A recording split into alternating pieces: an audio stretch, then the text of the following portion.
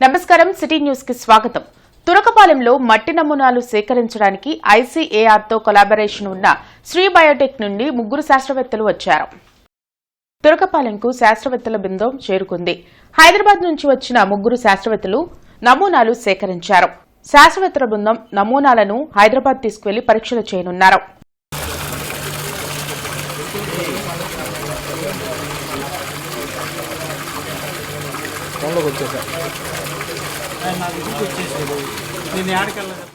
Internet చరిత్రలో సంచలనం city broadband. ఇప్పుడు ఇంటింటికి ఇంటర్నెట్, సిటీ నుంచి గ్రామం వరకు అదే స్పీడ్. మీరు ఈ రోజే సిటీ బ్రాడ్బ్యాండ్ కుటుంబంలో చేరండి.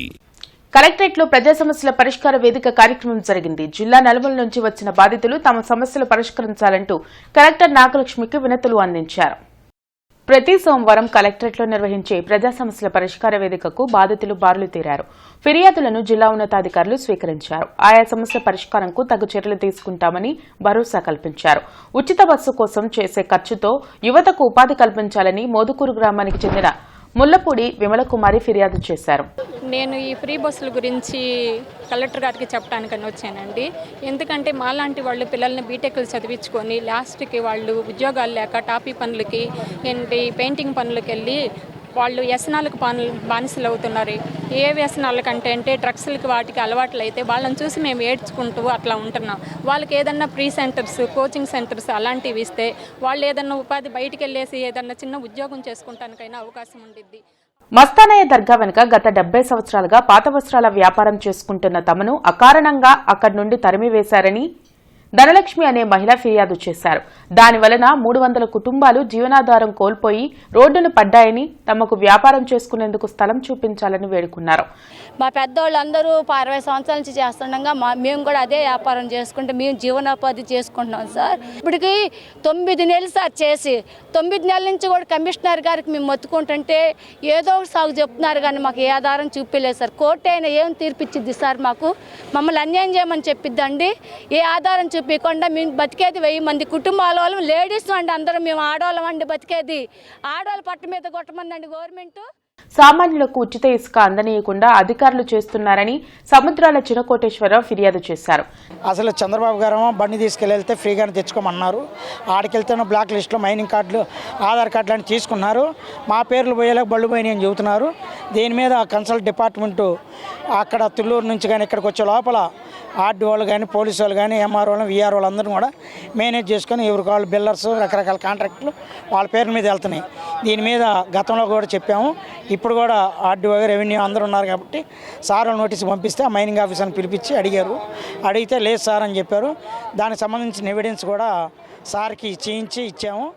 ఈసారి రిటర్న్గా వస్తే మాత్రం చెప్పారు. తన భూమి 23 సెంట్లు ఆన్లైన్లో ఎక్కనీయకుండా తాడికొండ MRO వేధిస్తున్నారని గొర్లవారిపాలెంకు చెందిన ఓరుగంటి శ్రీనివాసరావు ఫిర్యాదు చేశారు. ఎన్నిసార్లు MRO ఆఫీసు చుట్టూ తిరిగినా పట్టించుకోవడం లేదని ఆవేదన వ్యక్తం చేశారు. ఒక తాటికొండ మండలం దామరపల్లి రెవెన్యూ గ్రామానికి సంబంధించి భూమి ఉంటే ఒక 5-6 నెలల నుంచి రెవెన్యూ కింద స్థాయి అధికారులు తెలియజేసినా కూడా ఈ రోజుకి మాకు మా నాయనమ్మ కాడి నుంచి ఉన్న భూమిని మాకు ఎక్కియడానికి కింద స్థాయి అధికారులు మాత్రం నిర్లక్ష్యం వహిస్తున్నారు. దానికి కారణంగా నేను ఈరోజు గ్రీవెన్స్ డేకి ఆర్డీఓ గారిని కలవటం జరిగింది. ఆర్డీఓ గారు ఫోన్ చేసిన MRO గారు ఫోన్ కూడా ఎత్తలా గ్రీవెన్స్ డేలో. మరి ఆ సార్కి ఏం పనులు ఉన్నాయో నాకు అయితే తెలియదు. నాకు దయచేసి నాకున్న భూమిని మా అమ్మగారి పేరు మీద ఎక్కించవలసిందిగా రెవెన్యూ అధికారులని వేడుకొనుచున్నా. స్థానిక అన్నపూర్ణ కాంప్లెక్స్ లో కూరగాయల వ్యాపారం నిర్వహించేందుకు అనుమతి ఇవ్వాలని Kolli Sharada wholesale market president Erramsetti Satyanarayana కోరారు. కాంప్లెక్స్ ఆవరణలో జరిగిన విలేకరుల సమావేశంలో ఆయన మాట్లాడారు. కొల్లి శారదా మార్కెట్లో సరైన వసతులు లేకపోవడంతో ఇబ్బందులు పడుతున్నామని, పైగా మార్కెట్లో ఉన్న దుకాణాలకు పెద్ద ఎత్తున అద్దెలు చెబుతున్నారని వాపోయారు. దీనిని దృష్టిలో పెట్టుకుని అన్నపూర్ణ కాంప్లెక్స్ లో వ్యాపారాలు నిర్వహించేందుకు అనుమతి ఇవ్వాలని కోరారు. వ్యాపారి శివ మాట్లాడుతూ అధికారులు స్పందించి తగు న్యాయం చేయాలని కోరారు. ఈ సమావేశంలో వ్యాపారస్తులు, సభ్యులు తదితరులు పాల్గొన్నారు. కొల్లి శారదా మార్కెట్ ఇటీవల మన 18, 19, 20 తారీఖుల్లో వాళ్ళు పాటేశారు. మాకు అంతకుముందు 17,800 రూపాయల అద్దెలుంటే వాళ్ళు పాటేస్తే ఎవరో కొత్త వాళ్ళు వచ్చి 50,000 నుంచి ఒక్కో షాపు 1,38,000 రూపాయలకి పాట పాడుకున్నారు నెలకి అద్దె. కానీ అవి కట్టడం కూడా ఎట్లా, 1 సంవత్సరానికి అడ్వాన్స్ కట్టాలి మున్సిపాలిటీకి. కానీ ఈ కాంప్లెక్స్ మాకు అద్దె 9,000 రూపాయలు నెలకి. మీ 9,000 లేదు, 8,000 లేదు. మీరు మా దగ్గరకు వచ్చి ఆ పాడుకున్న వాళ్ళ పేరుతో 6 నెలలు అడ్వాన్స్ కట్టండి.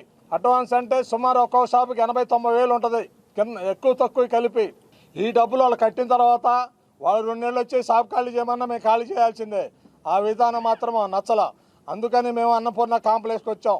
ఇక్కడ మేము వదిలి వెళ్ళాం అనేది మేము తెగేసి చెప్తున్నాం. దీని గురించి మాకందరూ పెద్దలు సహకరించాలి.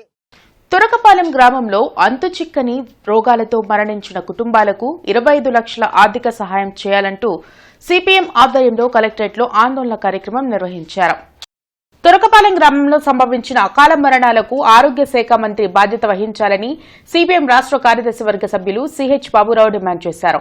ప్రభుత్వ నిర్లక్ష్యం వల్లనే తురకపాలెంలో మృతుల సంఖ్య పెరిగిందని మండిపడ్డారు. వెంటనే ఆరోగ్య శాఖ అధికారులు తురకపాలెం గ్రామస్తులకు భరోసా కల్పించాలని కోరారు.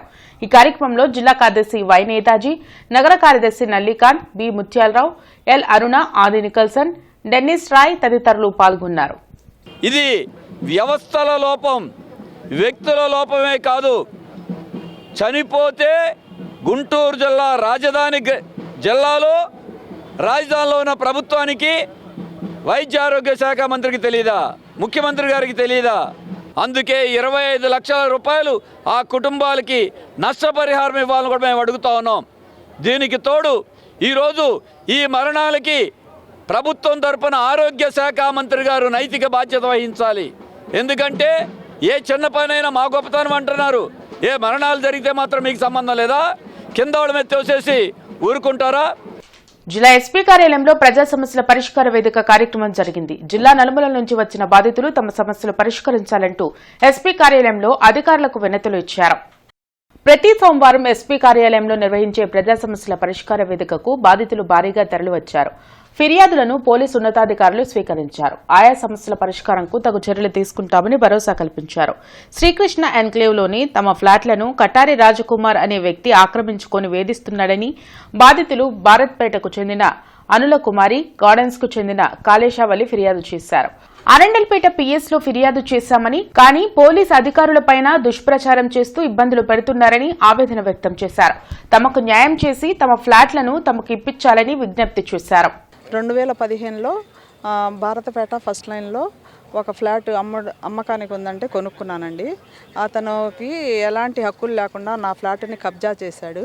అయినా కూడా ఇవన్నీ బయటపడతాయని ఎస్ఐని కూడా లోనకి రానివ్వకుండా అతని మీద బూతులు తిడుతూ మళ్ళీ డబ్బులు అడుగుతున్నాడు, అది ఇది అని నిందారోపణలు చేస్తా అసలు ఎంక్వైరీ చేయనీయకుండా మమ్మల్ని అట్లా ఆపేస్తున్నాడండి. నా ఇల్లు ఖాళీ చేయించి నా ఫ్లాట్ నాకు హ్యాండ్ ఓవర్ చేయవలసిందిగా నేను మీడియా వాళ్ళని కానీ, మీడియా పరంగా మిమ్మల్ని కానీ, పోలీసు వారిని కానీ అందరినీ న్యాయం చేయమని నేను ఒక ఉద్యోగస్తురాలిగా, అనారోగ్యవస్తురాలిగా అడుగుతున్నానండి. కటారి రాజ్ కుమార్ అనే అతను జయం ఇన్స్టిట్యూట్ అని బ్రాడీపేటలో ఉండేది. కాస్త క్లాసులు అవి చెప్పుకోవడానికి అవసరము మీ ప్లాట్లు 2 అద్దెకి ఏంటంటే రెంటల్ అగ్రిమెంట్ రాపించుకొని ఇచ్చాను సార్. ఇస్తే 2017 నుంచి కొన్ని రోజుల తర్వాత అతనికి ఇస్తే 2021 నుంచి 23 వరకు రెంటల్ అగ్రిమెంట్ ఇచ్చా. 2023 డిసెంబర్ వరకు రెంట్ కట్టాడు. 2024 జనవరి నుంచి రెంట్ కట్టట్లా. తర్వాత ఎప్పుడైనా వెళ్తే నేను చూసి ఇస్తానులే, కొద్దిగా ఇబ్బందుల్లో ఉన్నాను, నన్ను ఇబ్బంది పెట్టద్దు అని మంచిగా కొన్ని రోజులు మాట్లాడాడు. ఈ మధ్య ఏం చేశాడంటే 2 ప్లాటులో ఒక ప్లాటు 302 అనే ప్లాటు అతను రెంటల్ అగ్రిమెంట్ రాపించుకొని రెంటల్ అగ్రిమెంట్కి విరుద్ధంగా ఇంకొకరికి అన్అఫీషియల్గా అద్దెకిచ్చాడు. అతను మా 300 ప్లాట్లో రెంట్కుండే వాళ్ళని ఇబ్బంది పెట్టకుండా ఉండాలి. 101 నా ప్లాట్ ఆక్రమించుకొని తాళాలు పగలగొట్టి ఆక్రమించుకున్న కటారి రాజ్ కుమార్ని అతనికి పోలీసుల సహాయంతో వారు ఏ పద్ధతిలో చేస్తే ఆ పద్ధతిలో చేసి నాకు న్యాయం కల్పించవలసిందిగా కోరుతున్నాను. ఒక ప్రజాప్రతినిధి 42 కోట్ల విద్యుత్ బకాయిలు పెడితే వసూలు చేయకుండా అధికారులు నిర్లక్ష్యం వహించారని, వారిపై చర్యలు తీసుకోవాలని కలెక్టర్ గ్రీవెన్స్ లో ముస్లిం సేన రాష్ట్ర అధ్యక్షులు సుబాని ఫిర్యాదు చేశారు. ఆ ప్రజాప్రతినిధి విద్యుత్ బకాయిలు చెల్లించకుండా తమ ఆస్తులు విక్రయిస్తున్నారని వెల్లడించారు. దీనికి సహకరిస్తున్న విద్యుత్ అధికారులపై శాఖాపరమైన చర్యలు తీసుకోవాలని కలెక్టర్ నాగలక్ష్మికి వినతి పత్రం ఇచ్చానని చెప్పారు. విద్యుత్ శాఖ ఎస్సీ గారు ఇచ్చిన ప్రకారం 47 కోట్ల రూపాయల బకాయి ఉన్నట్టు మాకు ఇచ్చారు, రిపోర్ట్ ఇచ్చారు. ఈ రిపోర్టు ఇవ్వడం జరిగింది. మనకి spinning mill Shivaparvati spinning mill phase 1 23 కోట్ల రూపాయల చిల్లర, ఫేజ్ 2 24 కోట్ల రూపాయల చిల్లర, అంటే మొత్తం టోటల్గా 47 కోట్ల చిల్లర రూపాయల బకాయి ఉంది. సామాన్యులకి అయితే ఒక రెండో నెలకే కరెంట్ బిల్లు యొక్క చెల్లించకపోతే వాళ్ళు విద్యుత్ ఫీజు కట్ చేస్తారు. అలాంటిది 3 సంవత్సరాల నుంచి ఈ విద్యుత్ బకాయి వసూలు చేయడంలో నిర్లక్ష్యం వహించడం అధికారులకి చర్యలు తీసుకొని శాఖాపరమైన చర్యలు తీసుకొని విధులను తొలగించాలని కోరుతూ ఈరోజు కలెక్టర్ గారి వినతి పత్రం చేయడం వచ్చాం. మసీదుల్లో పనిచేసే ఇమాంలకు మౌజన్లకు గౌరవ వేతనం వెంటనే ఇవ్వాలంటూ వైసీపీ నాయకులు కలెక్టరేట్ ఎదుట ఆందోళన వ్యక్తం చేశారు. గత సీఎం జగన్ మౌజన్లకు 10,000, ఇమాంలకు 5,000 గౌరవ వేతనం ఇచ్చారని నగర అధ్యక్షురాలు నూరీ ఫాతిమా గుర్తు చేశారు. కానీ గత 11 నెలలుగా గౌరవ వేతనం ఇవ్వకుండా కూటమి ప్రభుత్వం ఇబ్బందులు పెడుతుందని మండిపడ్డారు. వెంటనే వారికి 11 నెలల గౌరవ వేతనం ఇవ్వాలని, లేకుంటే రాష్ట్ర వ్యాప్తంగా వైసీపీ ఆధ్వర్యంలో ఆందోళన ఉధృతం చేస్తామని హెచ్చరించారు. ఈ కార్యక్రమంలో ముస్లిం మత పెద్దలు, వైసీపీ నాయకులు పాల్గొన్నారు. 1వ డివిజన్లోని నారా భువనేశ్వరి కాలనీవాసులకు ఇళ్ల పట్టాలు మంజూరు చేయాలంటూ నవ్యాంధ్ర ఎంఆర్పీఎస్ ఆధ్వర్యంలో కలెక్టరేట్ ఎదుట ధర్నా నిర్వహించారు. గత 30 సంవత్సరాలుగా నారా భువనేశ్వరి కాలనీవాసులకు కనీస మౌలిక వసతులు కూడా కార్పొరేషన్ అధికారులు ఏర్పాటు చేయలేదని నవ్యాంధ్ర ఎంఆర్పీఎస్ వ్యవస్థాపక అధ్యక్షులు పరిసపగు శ్రీనివాసరావు మండిపడ్డారు. వెంటనే కాలనీవాసులందరికీ అన్ని మౌలిక సదుపాయాలు కల్పించి ఇళ్ల పట్టాలు ఇవ్వాలని డిమాండ్ చేశారు. ఈ కార్యక్రమంలో నారా భువనేశ్వరి కాలనీవాసులు పాల్గొన్నారు. ఆ రోజు నుంచి ఈ రోజు వరకు కూడా దాదాపుగా 30 ఏళ్ళు, 3 దశాబ్దాలు దాటిన తర్వాత కూడా ఈరోజు కూడా అక్కడ పందుల పెంపకందారులకి, ఎస్సీ ఎస్టీలకి కనీసం రోడ్లు లేవు, అక్కడ కాలువలు లేవు. ఈ మధ్యనే త్రాగేందుకు మంచినీళ్ళు ఏర్పాటు చేశారు.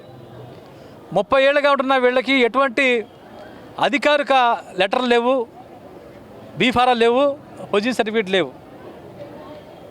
మీ ద్వారా ఈ జిల్లా కలెక్టర్ గారిని మేము విజ్ఞప్తి చేస్తూ ఉన్నాం. దయచేసి ఇకనైనా 3 దశాబ్దాల పైగా ఉంటున్న ఈ పేదలకి, ఈ ఎస్సీ పందుల పెంపకందారులకి, నారా భువనేశ్వరి కాలనీకి ఇళ్ల పట్టాలు మంజూరు చేయని చెప్పేసి మేము మీ ద్వారా ప్రభుత్వాన్ని, కలెక్టర్ గారిని విజ్ఞప్తి చేస్తా ఉన్నాం. ఇంటర్నెట్ చరిత్రలో సంచలనం సిటీ బ్రాడ్బ్యాండ్. ఇప్పుడు ఇంటింటికి ఇంటర్నెట్, సిటీ నుంచి గ్రామం వరకు అదే స్పీడ్. మీరు ఈ రోజే సిటీ బ్రాడ్బ్యాండ్ కుటుంబంలో చేరండి. విద్యార్థులను సరైన మార్గంలో తీర్చిదిద్దడంలో ఉపాధ్యాయుల పాత్ర ఎంతో కీలకమని రోటరీ క్లబ్ ఆఫ్ గుంటూరు పూర్వ గవర్నర్ పి శివనారాయణ పేర్కొన్నారు. రోటరీ క్లబ్ ఆఫ్ గుంటూరు ఆధ్వర్యంలో ఉత్తమ ఉపాధ్యాయులకు జాతి నిర్మాణ పురస్కారాలు ప్రదానం చేశారు. నరసింహారావు, థామస్ రెడ్డి, సుబాని, గీతా శివకుమారి, కొండపల్లి వెంకటేశ్వరరావు తదితరులకు పురస్కారంతో పాటు ప్రశంసా పత్రం అందజేసి సత్కరించారు. కార్యక్రమంలో రోటరీ క్లబ్ అధ్యక్షులు నంబూరి కృష్ణమూర్తి, కార్యదర్శి రవికిరణ్, అక్షరాస్యత విభాగ బాధ్యులు రంగారావు, పూర్వ అధ్యక్షులు రమేష్, లక్ష్మీనారాయణ, సుధాకర్, సుబ్బారావు, వేణుగోపాల్ తదితరులు పాల్గొన్నారు. ఆ స్కూల్స్ అంటే ఏంటి? విద్యార్థులు. ఆ విద్యార్థులు చెప్పేటువంటి మీలో కొంత మేము చెప్పింది అందరికీ పట్టకపోవచ్చండి. మనం చెప్పే విషయాలు అందరికీ నచ్చకపోవచ్చు. కానీ ఎవరో ఒకరో ఇద్దరు ఉంటారు కదా, అటువంటి వాళ్ళ కోసం అని చెప్పని ఇవాళ మీరు సెలెక్ట్ చేయబడ్డారు. మేము చేసినటువంటి ఆ సేవలు కావచ్చు, ఏమి కావచ్చు. మేమందరం కూడా 1 సంవత్సరం వాళ్ళమే. We are not fully affiliated people. మేమంతా కూడా పార్ట్ టైం వాళ్ళమేనండి. మాకంటూ వృత్తులు ఉన్నాయండి. మాకంటూ మీకు వృత్తి ఉంది. ఏమిటి వృత్తి? టీచర్స్ వృత్తి. మా వృత్తి వేరండి. కానీ ప్రవృత్తి సేవ, ఆ సేవలోని భగవంతుడు ఏదో మాకు అందరికీ కళాకాస్త ₹1,00,000 కోటి. ఇవి ఇప్పటి వరకున్న వార్తా వివరాలు. మరికొన్ని వార్తా విశేషాలతో మళ్ళీ కలుద్దాం. అంతవరకు సెలవు. నమస్కారం.